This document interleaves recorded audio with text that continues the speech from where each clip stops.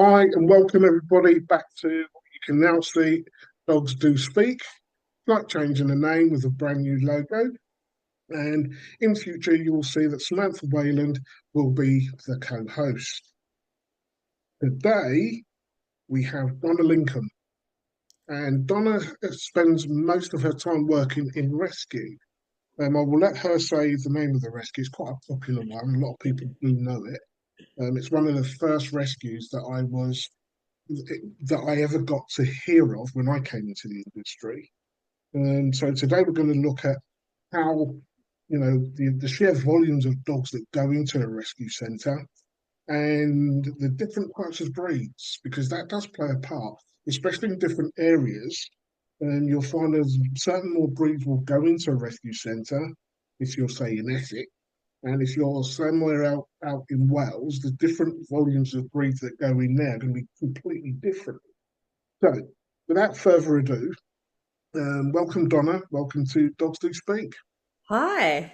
Yeah, I'm Donna, and I work with New Hope Rescue. It's really important to say that everyone who works with New Hope Rescue, all the volunteers, we're all volunteer based. It's no one is paid to work, so all the money goes straight back into the animals that are held there. It's a rescue that functions with, we work with dogs, but also there is a sideline as well where they work with other animals based on the farm element of New Hope, and it's a completely non-destruct rescue. No matter what the behaviour is that comes in, we will work with that dog until we can fix that dog, basically, or make it safe, make the dog safe for the public, or yeah. So, what do the volumes look like on a daily, weekly, monthly basis? So I don't see the full amount, as in, because I don't run the rescue, but I know that the numbers are out of control, basically. We've been at full capacity. I know that for on a one in, one out kind of scenario for the last few years with it. And sometimes it's literally one dog goes, and before that dog's even gone to its, either it's rehome or it's, we work a lot alongside a lot of other rescues as well. So we will send dogs to more breed specific rescues and things like that, where they can rehome easier than us once they're assessed and stuff. So, but we're probably looking at alone maybe 10 plus dogs a week coming in, which is a lot. And the ask from, so what happens is we get asked by a lot of other local authorities who do put to sleep to help them to find rescue spaces, or can we take that dog, so that they don't then have to put that dog to sleep because of their council guidelines. Well, that is, I wouldn't say I find that interesting. I find it quite shocking, the amount. That's a lot of dogs. Yeah. So, how does one prioritize which dog it's going to be? So that's where the kind of the sad part comes in a way, because you've got the element where these dogs are strays, so we have that side of things, and they're the ones that have to be prioritized because they don't have a warm bed at night to go to. But then at the same time, you've got someone who potentially has a dog in their home environment and they can't cope, or they need to find a new home for that dog for whatever personal reason that is, and we're not down to judge any of them people. Like, if you need help, you need help. Don't be ashamed to say, I need help with my dog. And we can help you on a behavior level, which is something that we set up alongside, which is where I go out for a lower cost fee from my private side of dog training, and we offer advice at a low price level so that it will help any low income families. I also do a lot of free work for underprivileged households where they've got dogs and they need help. if you need help, ask, tell me your situation, and then we can work out how can I help you, because that's the most important thing to me, is that a dog is safe wherever its environment is. So with in terms of the strays, like I say, they're the main priority to get them through to the next stage of their life, wherever they're going to end up. So with that, so we're trying to pull the dogs from the other stray kennels where they potentially would get put to sleep, because remember, they've only got 7 days for you to find them, and a lot of councils are they stick to that, and so at the end of 7 days they will be put to sleep. A lot of bigger rescue organisations, if they have a stray in that's potentially got behaviour issues with, and they're not claimed within that 7 days, they will be put to sleep. So we try and, I don't think 7 days is enough to assess any dog in any way, shape or form. And dogs do funny things when they come in because they're scared. You come from your nice comfy home, your owner's thrown you out on the street on a main road, or you've been running the streets for 3-4 weeks before we found you and we've got you, and then we're like, oh, 7 days. It's never enough Yeah. time. It's cruel, it's evil. Just thinking of the time span of 7 days, which goes a week for us in our just normal lives, whatever normal looks like for everybody else, goes very quickly. That poor dog who doesn't know their fate's not going to be a good one, No. even if it's wagging its tail at this moment in time. So that does make me feel a little bit, Yeah. And that's the mm. beauty of New Hope Rescue, because we don't have 7 days. We have longer, like, which is great. We can see it through. And a lot of times I will bring dogs on a foster basis, especially the young ones. We don't want the pups in, you don't want the pups in kennels. Like, I'm a sucker for a pup. And in fact, I've only just rehomed my first puppy from New Hope Rescue. But all the years I've ever had dogs, I've always had older rescue dogs, and now I've got my own um, puppy that came into rescue. So I've done it from the start to, I think it's like 8 months now. So I've now got the joys of puppyhood. Whereas normally I just take them for a fit period of like 3 to 4 weeks and then they go. It sounds like you're doing your best there because when we look at the sheer volume coming in, and there has to be some form of prioritizing which dogs we take.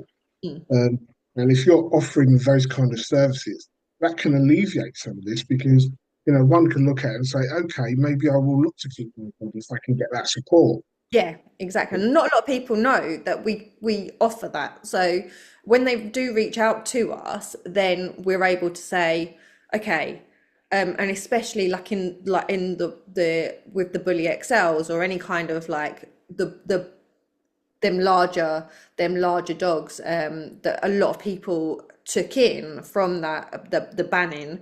We will always come in and help straight away with anything like that, because just because of the sheer volumes that have gone into places, and potentially because people were trying to save them at that time, they were maybe not rehomed to the right home, and now they're in that home, licensed to that home.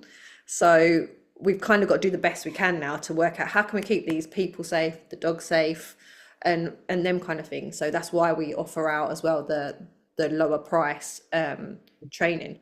And also, I think it's ridiculous sometimes when trainers will be like, well, I charge this amount of money and you've got an hour of my time. And I'm like, even in an hour, sometimes we don't have enough to work it out, what's going on. So, Um, and I think that's the beauty of working in rescue, is I get to sit and watch them for a long time. And no one's there on my back going, you've been here an hour. Because sometimes it's just that sit and wait process. And then we start to see the nicer stuff coming through, and we can work with, oh, look, you gave me something. Hold on, let me work with that little piece that you've just given me, but not push it too far, because if I push it, you're going to come back at me and be like, I mean, the job is a wonderful job. I have to be honest. I'm not cut out to work in a rescue. I'd be crying. I would go oh, there's home. a lot of tears. Yeah, I wouldn't last a week. wouldn't last a week in a rescue centre. And then when we look at the volumes that, which we were talking about, and then you hit on another topic. Let's go there. When we look at the XL, how did that really impact on New Hope? There was a lot asked at that period of time, just before the banning came in, definitely, of can you help? Can you rehome? People didn't even want to keep the ones that were good in the home. That was the issue, because they were worried about the dynamics of what society thought, or was they just going to walk their dog now and it was going to get seized. I had clients that asked me not to take their dogs into public areas, and they wasn't even bully XLs. They were like pocket bullies, but they were worried that if I walked with them and did behaviour stuff and they was in public, that a police officer might come and take them away. So we did notice a lot got thrown out, a lot was dumped at the gates, a lot was, yeah. I mean, and as a wider picture of it, and I work with other rescues within like London and the whole country, to be honest with you, at different points there was a lot going on, and we was looking for sanctuary spaces for some of them dogs. I know that we've rehomed some to other areas in the country that didn't have the ban in before the ban came in, to try and like at least give them a little bit of freedom. Unfortunately now Scotland's got the ban as well. We've done the full ban. But we were trying to just get them in the right homes with the right people, or to the right rescues that could find the right homes before that ban hit. Now, I mean, the rules are that if a bully XL came in and was typed, our hands are tied to it. It's not us that makes that decision. It's the police that make that decision, or the DLO officer of that. So if someone does have that type of dog, I would say please don't chuck it out, because there's not a lot we can do sometimes to help save them. And that was tearful. And the amount of volume of people that actually took their own vets to their dogs to the vet, to be put to sleep, just because they just didn't want them anymore. It's still a sad set of affairs. It was extremely sad at the time when the ban came out, because again it was going to have a major impact on rescues. Mm.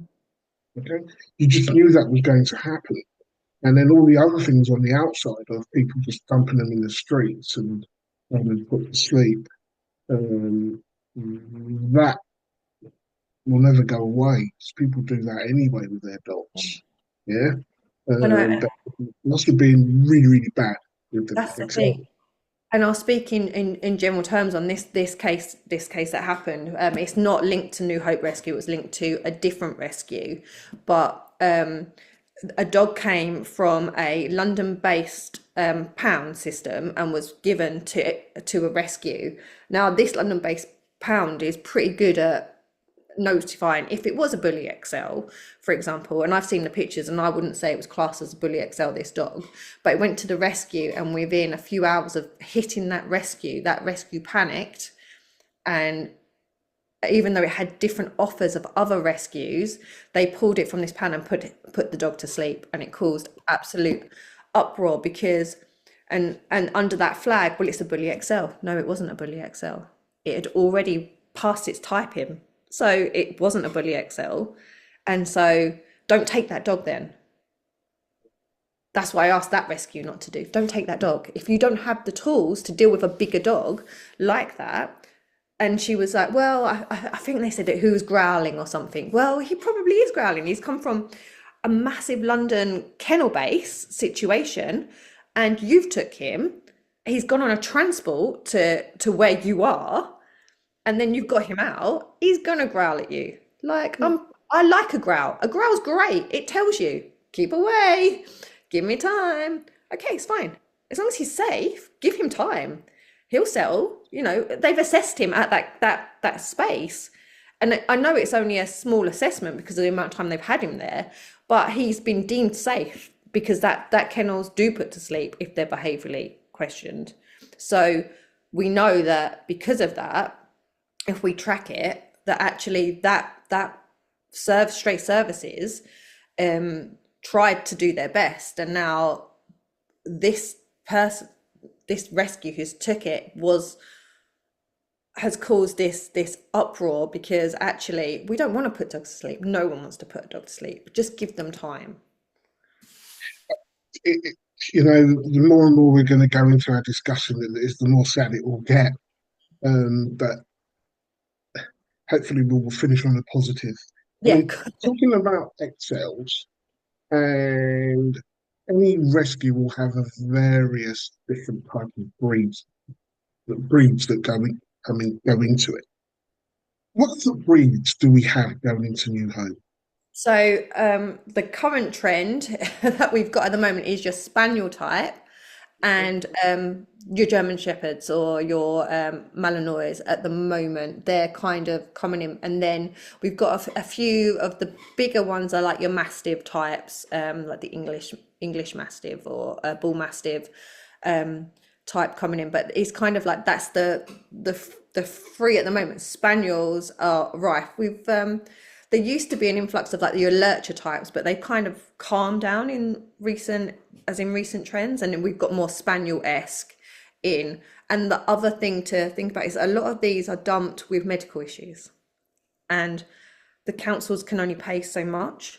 So that's why a lot of the rescues that these dogs are going to, they're going to them with huge potential of vet bills to come through, because and that's where all the fundraising comes into, because obviously although we donate our time, it's not an endless supply of money to go, so there's a lot of negotiation with vets as well to help us and things, and I think that's the sad part of it as well, is they come in at medically broken as well, and you're like, that's the bit that gets me, is that how can this dog be left in that kind of be in that kind of environment and that situation and get to that state, because if we'd have helped a little bit earlier on, if someone had reached out or cared that a little bit more, we could have been there to stop them health issues. And like the overbreeding of dogs, literally that's one of the ones that we see a lot of prolapsed vaginas, shall we say, in dogs where they've given birth multiple times, big litters. My actual puppy came from mum that was taken to a vet, and that was reached out to the rescue. She was a Dog de Bordeaux. We believe dad somewhere along the lines is a Mastiff, so he's a big boy. Taken to the vets, need a C-section, owner couldn't afford. So the vets signed over, and that's where New Hope came in. They took the puppies on, and the cost, when you think like some of them had to be partly hand reared because mum was emancipated when she come in, so she needed vet treatment. I mean, and she done a really good job, did mum, and it's beautiful to see her journey from that point to how she is now, which is lovely. But she had like 12 pups. Yeah. So there's 11 now that have survived. So we've done really well with that. I think I've got the biggest from the look on the little group that we've got going on. So we keep in touch with all his brothers and sisters and mum. But just her story alone, that owner took her and was like, well, I'm not going to pay for it. So what did you want to happen? Mum and 12 pups be put to sleep? Is that because that's your right as an owner to do that? I mean, no vet wants to do that, but luckily he signed the dog over. But again, you've got a mum, 11 pups now, all vaccinated. That's a cost. So that's why we need people's help to donate to these charities and these rescues, to keep that going over, like that ticking, so we can keep going.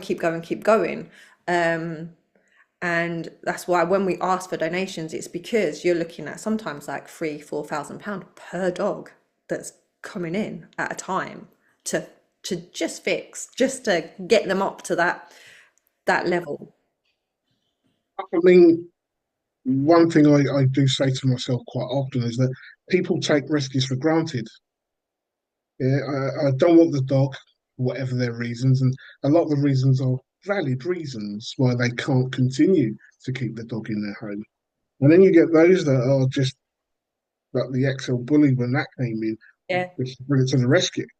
Um, I think something needs to be done. We call ourselves a nation of dog lovers, Yeah. but I think we really need to all take a look at ourselves. What does that really mean?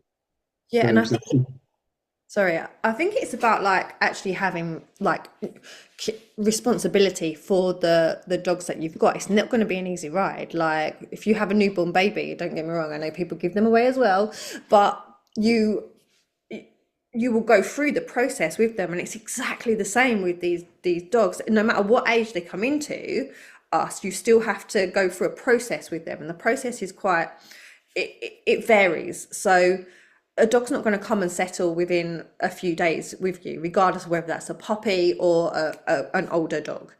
So you've got to look at that time scale. Do you have the time to put to your dog? And regardless of whether you've gone to a breeder and got a puppy or you've gone to a rescue and got a puppy, you're still going to have the same issues at the end of the day because genetics plays a massive part in it. So I always laugh at people to go, I'm going to go to a breeder and get a dog. Okay, what are you getting that's different? Because I've got 12 puppies that have come in. So if you want a puppy, hold out for a rescue because actually these are the ones that need the home. You know, that breeder's making God knows what off you. We're asking for a small donation and we've assessed the dog. We know what it's going to do. You go to a breeder, they're going to go, oh, that's fine. Yeah, this dog's fine with kids. Is it? How do you know? Oh, it's been in a farm, yeah, and so you know that them dogs are going to need more because mum didn't have what she needed and stuff like that. Whereas when we're talking at rescue, okay, we don't know what that background is, and mum might have come from a breeding farm, but we can give you the support that you need to help you and say, do you know what, it's going to be a tough process, but we're going to go through it together, and we'll see. One thing that I did differently with my puppy that I've got now is I didn't expose him to the outside world for a few months when I took him, at least about 8 to 12 weeks. And I didn't do that on purpose because he's a mastiff bred dog and he's a scared dog. So I wanted to do it really, really slow with him. So I had people come to the house to start with because that's a massive issue with guarding, and a lot of dogs come in for guarding issues. And I wanted to get that underway. So but not, I didn't overexpose him to people. So, he met like children. He lives with kids anyway. And then I started to walk him quietly just on the streets to start when he was ready to do that. I didn't push him. I didn't say, right, you're 12 weeks now, you've had all your jabs, you got to get out and we got to socialise. We went slow. We just walked to the end of the road and back. Then we went to the park. And actually, I took him to my son's football match yesterday, and everyone said to me, oh my God, this dog's amazing. And I was like, yeah, yeah, he is. And I think it's because I didn't overtrain him. And he just comes and he naturally sits with me. But I haven't stood there and gone, sit. He will naturally do it because I rewarded them natural cues. I just waited for the time. And I think that's what people don't do. They push, push, push, push, push. So then they've got this 6 to 8 month old dog that now they don't want. Like we had a Malinois that come in. Oh my God, absolutely beautiful. But a little bit Malinois. And so he's been chucked out, he's been found roaming. But do you know, he has the nicest like nature, but he needs to just learn a little bit. So he needs to have that time. I'm keeping tracks on where he's gone as well, and she's like, I'm leaving him to settle. But he's great with other dogs. He's great with people. He just does this thing where he's like, because of his breed type. It means that he's talking. He likes to chat. So she's just letting him settle, and we'll go slowly through the process with him. And then when he's ready, he'll go out to a new home. But he's got a lovely nature under there. Like there's a really nice basis. And someone, if they had patience with him and just left him alone, don't walk him down the street every day. Don't expose him to the traffic. Maybe he wouldn't have come in to rescue when he did. So, and that's a big problem. Let's just stick to the dogs that have been rehomed from a rescue into a home, and people then expose far too quickly. yeah. Push too much. give too much space Yeah, or whatever, and then that dog is then put back into rescue, yeah. yeah, to be rehomed again. I mean, how often does this happen? Um, I know with New Hope, we don't necessarily rehome directly to people. We work alongside other rescues. We do rehome to some dogs. We keep and rehome, but the idea is that we're looking at their behaviours and then moving them on. But we do work closely with the rescues that they've gone to. So I work alongside a few other rescues as well, and I help them with their behaviour, giving free behaviour advice to any of them dogs that have gone out to the home. Now, in general, there's teething issues a lot of the time. So I know that it's quieting down a little bit at the moment, but then we're not rehoming in the numbers that we have done. But in the past, I've had sort of probably like 10 to 15 dogs a week that there's been issues with different rescues, where they've gone out and the owner's gone, whoa, and I'm like, you're going too fast. What? No, no, no. I've got a spaniel. I want to take it out on this, and I'm like, do something else. That your dog's not ready, because oh, I want to let it off lead and it's going to come back. He doesn't know you, and you might not get it off lead. Don't worry if you don't get it off lead fully. A lot of dogs are like headstrong. That's why we've got them when they go out, and then we have to go trap them to catch them, because you let your dog off lead, or your dog was slightly nervous, but you thought you had control of it, and then it's gone legging it. So again, you've got volunteers doing that for you. But yeah, with in terms of with the dogs that we rehome, we try as much as we can to keep them within that home environment and work with the people. There is probably, in terms of who comes back, we do see a few that come back in. Some are reasons that they just don't fit with the other dog in the household. Okay, fine. You don't want dogs fighting, like literally, or maybe the children were too much and stuff like that, because there is that level of it's hard. But whenever there's a dog around, I've got 3 kids, so I'm gonna say this, but my kids know you don't go up to a dog and just touch it. Like, we don't overhandle any of the dogs. We give the dogs space, and my dogs will have this thing where I've taught them to just, they're kind of about a meter away from the kids, so they'll go and lay by the children, but they'll be about a meter away, and they just sit and watch. And so they know if they come a bit closer and they want to have that interaction with the children, then they'll come closer. But if they don't and they just want to sit and watch what they're doing, they just sit and watch what they're doing, and the kids don't go over and go into their space. And I've got from the biggest scale, so I've got the mastiff Dr. Bordeaux cross down to a Chihuahua. So, and everyone wants to pick up a Chihuahua. I mean, she's not feisty, but she came into the vets to be put to sleep. And I took her from stray kennels, and she literally crawled onto my child's lap in the car. She's like a Houdini. So she got through the crate, the secure dog crate in the boot, somehow. I don't even know to this day, but she's a contortionist without a shadow of a doubt, and was cuddled up. And the kids were like, can we keep her? So now I have a Chihuahua as well. But even with her, I'm like, no, no, leave her alone. She's clearly been overhandled at some point, because she's fearful if you go too quickly to go pick her up or ask her to move. She's like, whoa. So I'm like, just give her a space. She'll be fine. Like, she'll come when she wants to come.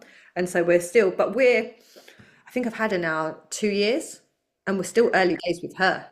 So, because it takes time, and that's what people don't realize. I don't take her out on long walks because of that. She's still not ready for that. She can't cope with that. So she's got a good quality of life within what she needs, and that's, I'm not selfish in terms of that. I'm doing her needs. My needs, if it was my needs to be met, I'm selfish. You know what? I adore everything you just said there, because dogs don't have to be pushed to go out on long hikes. Yeah. Some dogs just need a different way of managing, a Mm. different way of living and existing. And if we give them and meet those particular needs, they are happy souls. Yeah. And then we have dogs that, yeah, they can go out on that hike. Yeah, Yes, we can do X and Y with this dog. Because if we don't meet those particular needs, they're not going to be happy souls. exactly. Very difficult setting when you are working in rescue and you have to marry the two up, dog Yeah. and owners and home. I don't envy you for that. And Yeah. also the other thing is with the breeds, so you could have two shepherds, one needs that, one doesn't need that, and it's working out, okay, so this one here doesn't need any of that. So, but this one here needs to go to a home where it's busy, it's got something, it might have another dog in it, or it needs to be around people. Whereas this one's like, no, I just want to go lay in the corner. I don't want nothing. And they could be the same age, but they're different. That and that's what I always laugh at whenever people are like, well, to its breed, it does this. But do you know what? We're people. What do? We're all different. Dogs are all different. We're the same breed, but we're all different. So let's treat our dogs the same way. Let's not put them under this flag of, well, it's a shepherd, it needs to go work every day and do this, because actually not all of them do. Or yeah, it's a mastiff, it needs to guard the house or something. Because again, we don't really want them to do that. We want them to do elements of it if they need to, so we can work that to keep them from getting frustrated by not being able to. But I don't want to teach you to be ragging on everything because that's what someone's told me to do, because that's what my dog needs, when actually my dog doesn't need that. My dog needs something to help its brain, so it doesn't want to rag on everyone that's coming through the door. I mean, I think the breed thing, yes, we need to look at breed specifics from time to time, but I think some people take it to the point where they think just because it is, it has to be doing that. Yeah, yeah. It's not true. Yeah. No. And I've seen lots of big trainers now like promoting that side of things. And I'm like, wow, what are we doing? Like, why? Why? You can't, I don't think you can go with one breed and be like, right, all of these have to do chase and grab. All of these have to like hang off a tree or a tire. And because that's, I mean, I had a dog that came into a rescue. I worked for a bigger rescue who they do put to sleep. I'm not going to name them because I'll be in trouble, but but come in, and the dog had been taught, it was a staffy mix, and it had been taught to jump up and grab branches on trees and rag, lots of raggy stuff. Now, to try and turn that dog around within a period of time, you couldn't walk through anywhere with trees without it jumping up and trying to grab, because that's what it got its nice feelings from. So to replace that, it was hard. Unfortunately, that dog did get put to sleep because they deemed it unsafe, because we couldn't turn it around in the amount of time that we was kind of given. And unfortunately, for that rescue, there was hundreds of dogs that needed to come in, that were higher priority than this one. And some, I think that's the other thing, is some of the bigger rescues will cherry pick on them. We can take this dog because it's meant to be easy, or we could take this dog in because we're going to put it to sleep, and we're going to tell you we're going to put it to sleep when it comes in. But and that's them helping everyone with it. So I couldn't work in rescue. And if I'm being honest, I don't want to, because I don't think I would last more than a week. It's a very whoever makes those decisions, rightly or wrongly, are making a decision. Mm, They have to live with that decision they make. mm, Putting an animal to sleep yeah, is bad enough, having seen my own dogs pass away naturally or from through medical conditions, and then having to have my yeah, first Rico, having the extra help to just make his life easier is bad enough. Then say, yeah, can you just come in and put my dog to sleep, please? I don't yeah. want it anymore. It's bad. Yeah, But I couldn't, in all honesty, I couldn't do it for that larger organization. And I got in trouble for not doing it, not making it, because I felt that every dog needed a chance. And that's when I reached out to New Hope Rescue myself and said, can I come work with you? Can I just, and was blessed enough to be able to come in and work with some of the trickiest dogs that we get in, because I just felt like every dog you learn from, every dog we can change, whether it's a week, 2 weeks, 2 years. There's always going to be something that we can do for these dogs. And even the ones that just want to eat me, I mean, there is a few still that still want to eat me, but they've got their own people. I don't need to deal with them. They've got their own people that they're safe with, and that's fine. I'm not, and I just felt like I wasn't God. I'm not God. I don't decide when you live or die. Like, sorry, Absolutely. I don't. No, I agree And I'm with not you on gonna, that one. yeah, Talking about, well, sort of like on the behaviour side of things here, and you use a term that I tend to use a lot, dogs that want to eat you. yeah, yeah. It's a bit easy way of putting it. Uh, Can you elaborate on those types of dogs that are in the rescue and the Yeah. different types of behaviours you're referring to want to eat you? Yeah, I mean, some of them will fly at you, like literally in the kennel, and they'll be like, I'm coming for you. Some will try and nibble you when you go in. There's some that are just scared and they're there like, and I'm like, I'll come back later. Just and I literally talk to them like that. I'm like, don't worry, I'll come back later, sweetheart. It's all right. There's no amount of food that you're going to throw at it is going to be like turn it around. It's too scared. And I do love that when someone's like, I'm just going to keep throwing food, and the dog's like, I'm like, just leave her alone. Like, just go. And so sometimes what I do is I walk up and down and I'll be like, "You all right?" And I talk to them like that in this like crazy lunatic voice. And people are like, "Who are you talking to?" I'm like, "Oh, I'm talking to so and so down the end because it's growling at me." They're like, "Really?" And I'm like, "It's all right," because I wanted to get used to my voice and being like I'll say, "I'm coming now. Hello, who have I got today?" Um, and just build up that rapport to start with it. There's some dogs, and I think that's what experience brings you. Some dogs will growl, but there will be signs that actually I'm going to come in still, because you're not giving me your full. What you're doing is you're saying you're scared, so I'm going to come in, I'm going to step back, and I'm going to be like, yeah, okay, let's just sit together for a bit. And it's funny how they're like, oh, okay. And then they'll turn around pretty quickly, them ones. But for that moment, they was a little bit scared. But as soon as you've got in, but again, that's like looking at their lips, their ears, their body language. I mean, there's some with their teeth out. I'm not going in there. No way. You can forget about that. But yeah, and it's them ones that it's the ones that are really super scared, and they're probably the most likely to cause a bite at the end of the day, because if you overhandle or go too close to start with. So the idea is that you can set yourself in a little bit of space with them. They've still got their area. I'm not coming into your space, and the idea is that they loosen and come closer to you, and at that point then we can be like, you're all right, okay. I mean, sometimes I just wait for them to move slightly and then I go out again, and they're like, oh, okay. Um, you've What got, you're saying is understanding what dogs are saying to us every second we are in their presence is yeah, important. Body language. yeah, absolutely. Because the unsure dog is not necessarily overly scared, it's just Yeah, unsure right here and now.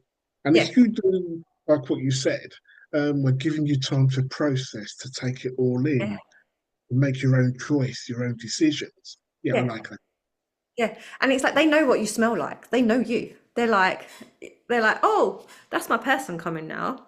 A lot of times when dog comes in rescue, if you're the first person that takes them, they build a bond with you straight away. And it's funny how they know who their first person was, that kind of saved them. I feel like it's like that savior thing. I mean, and there's been many tears when I've had dogs here on like a foster basis, where I've worked with them behaviourally or just assess them, just to see them around their children, the other dogs. I have quite a busy household in terms of kids and stuff, and then I have to give them to the rescue to rehome. But I've done my job, because now it's good with kids, it's good with the cat, and it's good with other dogs. And I'm like, there you go, you've got this like more or less bomb-proof dog to go. But don't push it still, because even them dogs, if you push them too far, they're gonna be naughty, or they're gonna be like, I can't cope with this. You've always got to give them space. I always like describe it as even you as an adult, like, you don't want someone constantly cuddling you. Like, that's the worst thing I can ever think of in the world, is someone touching me constantly. And I'm like, why with these dogs do you want to touch them constantly? If someone's coming up and like touching my hair constantly, I'm going to be like, excuse me, Like I might let you do it a couple of times, but then I'm going to be like, please don't touch me. I'm uncomfortable with that. I'm like, I'm moving away. But with dogs, we're like, no, no, you can't move away. And then we push, push, push, push, push, and then they come into rescue. So a lot of times when we do meet the owners, you can say we know the reason. And that's okay. These sometimes people have different ideas of what they want their dog to do and how they want to train it. Okay.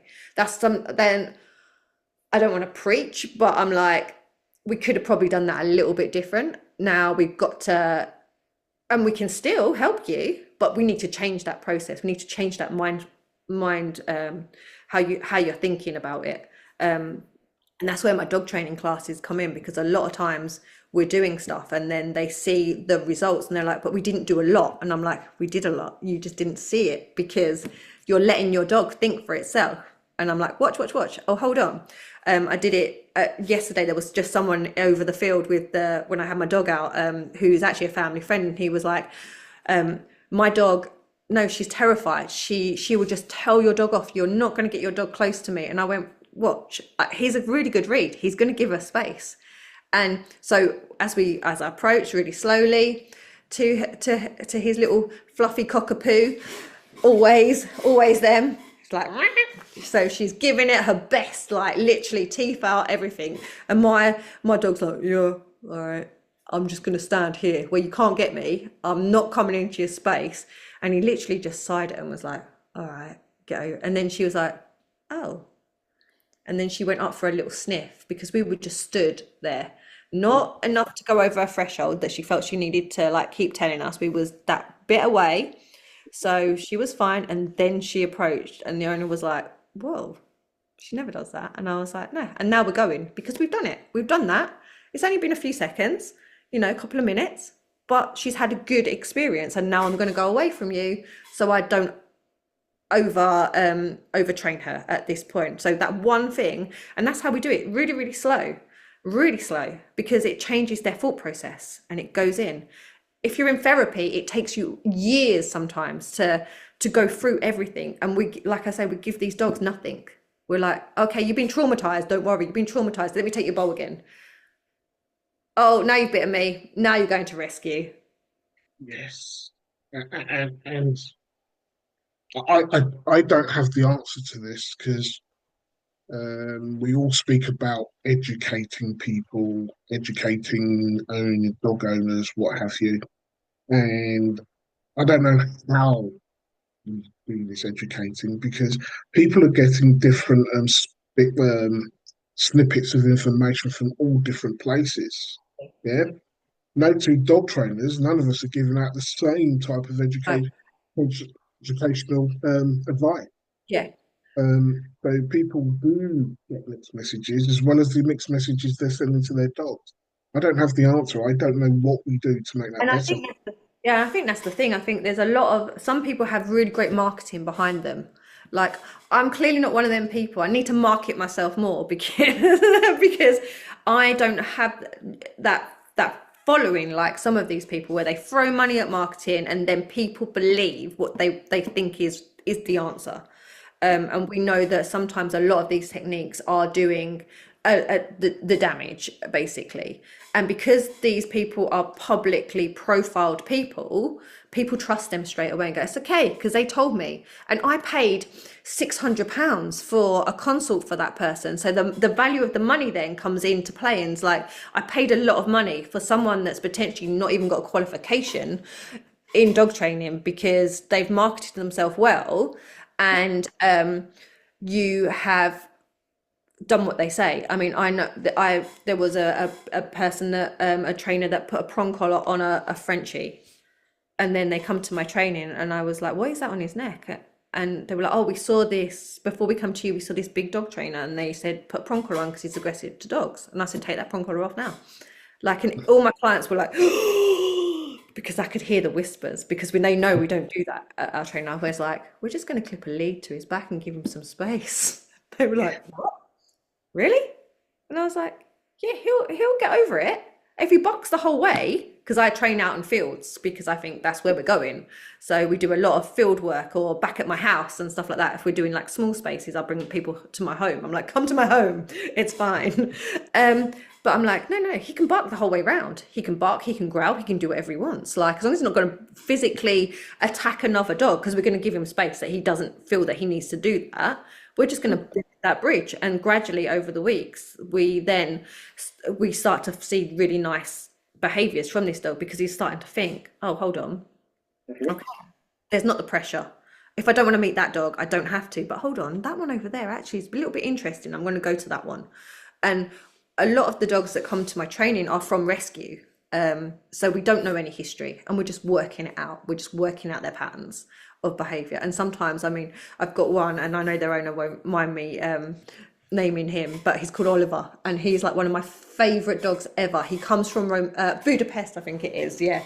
And he's so freaking quirky. But what he does is when he arrives to dog training, he always barks. But he's like, hello. And like everyone, like the owners was like deeply embarrassed to start with it. And I was like, don't be embarrassed because he's just saying hello. He's like the extrovert person that we all know and love, like that comes in, you're all right. That's him. And by the time he's greeted everyone, he's like, okay, I'm all right now. I mean, every now and then we have a little bit of a stranger reaction, but it's normally we can work it out. It's because someone snuck up too quick. And to be honest with you, that person might have made me jump or I didn't see them coming. So I try and introduce like cue words like jogger or bike, just because, and put my tone in so that they know. And then we'll move them and we'll switch sides or we'll keep going and we'll tell them, keep going, keep going, keep going. I think it's really important that we vocalize what we want. It doesn't matter how much you told them to teach them to learn, because that's what you find. The dogs that come into rescue, oh, they didn't sit. Oh, okay. Well, I don't really want my dog to sit all the time because actually if I take my dog to the end of the road and I've got a busy road, I want it to wait because we need to get across the busy road. By the time I've got it to sit and then it's got to get up to go across the road to heel, I'm like, no, we're running across this road. It's a busy road. So I teach them to go quicker and keep going and slow it down, go backwards. Because dogs, if you ever look at dogs, like when they try and walk backwards, it's so funny. They can't really do it. And so they go into a gap and they're like, I'm stuck. I can't get back. And it's like, what? So we teach them to go backwards because sometimes when you come around a corner, you don't have time to turn and there's like something head on. So then I'll be like, let's go back. We'll just teach you back. So I go back. And then they go back. And then we've got space. And I say like, okay, I'm going to go this way. You can go that way. Or I'm going to turn now and get out your way so you can come past. And I tell people think I'm nuts because I'm like, excuse me, I'm coming past, my dog might bark and jump at you, I'm going to tell you, so I'm going to give you some space, don't worry, I'm under control. You're managing the whole environment to make it easier for everybody. And I'll say, I've got a rescue here from the rescue. If we took a rescue out for a walk, like when I've got them at home, I walk them with my own dogs or I walk them on their own. And I'll say, look, I've got a dog with no history. I'm going to bring it. I'm going to go round the edge, but I can see your dog's under control. So is that okay with you if I come in and just work with you in that space? And a lot of people will go, okay, yeah, that's fine. I've got good recall. And I can spot the ones like, I'm not going to go to the park with my, if it's too busy, I won't go in. I'll be like, we'll sit at the side behind the fence and we'll watch because they're not ready for that. I don't need them to go in and go off lead. I need them to watch and learn and work it out for themselves. And then we might step in the gate, but we've still got space. And then we might go a little bit further and then we might come back. And then we introduce the dogs that are calm on lead and can greet. And then we wait for the ones that are a little bit more bouncy to greet. And then we go on to the ones that actually we've got the crazy dogs in the park that you always meet, the bane of my life. But I'm trying to teach my dog to be like, okay, that's okay. We're going to come back and we're going to go. I'm going to give you space. So I'll be like, excuse me, can you put your dog on lead? And they're like, what? And I'm like, okay, your dog's a lunatic. Like, maybe I'll give you a card. Because I always think that with all my dogs that I train, rescue, not rescue, in the rescue, not in the rescue, I try and teach them to, I don't want them to just go play with anyone. I want you to like know and be like, is your dog okay? Let's do a greet first. Let's see if they're going to get on. Because even if your dog's the friendliest dog in the world, it's not potentially going to like every dog. and that could get it in trouble, or it could get the other dog in trouble. And that's when you hear that it's never done that before. No, but what did you do? You overexposed it to everyone. So, and you didn't give it the chance to not meet everyone, and then you're wondering why it's going to bite the other dog. Dogs can't like every individual human, and they can't like every single dog. So we need to keep that bear that in mind. Donna, it's been an absolute pleasure, Right. yeah, talking to you today. To get in touch with you for your services or know a little bit more about New Hope Rescue, how do they get in touch with you? So you've got New Hope Rescue, which is on Facebook and Instagram. They have their own pages there, and you can get in touch via them apps for them. Yeah, and you'll be able to. So if you did need any help, there is an email address on there that you can go on and go through that link to then get in touch with the team that deals with that side of things. Sometimes what will happen is they'll put you in touch with me still, or another one of the behaviourists that help them out. In terms of my own services, I'm under. Sorry, I don't know if you can still see me. I've got a call coming through. We can still see Sorry, you. you see me, cool. So I'm under the vegan dog trainer, and again, you can get me on Facebook or Instagram with guys that, or on my own account, Donna Lincoln. A lot of people come to me now just as Donna Lincoln, or the Donna that works in rescue. Yeah, that's me. Oh, you're the Donna. I'm like, oh, okay. Is it good? So yeah, I'm the Donna. But yeah, the vegan dog trainer is my branding at the moment, although we are going to do a little bit of different stuff coming up.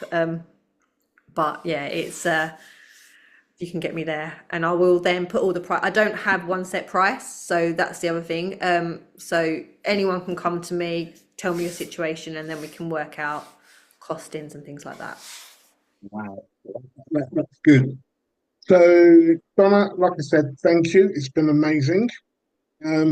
To everyone, this is the end of this podcast. Until the next time, goodbye.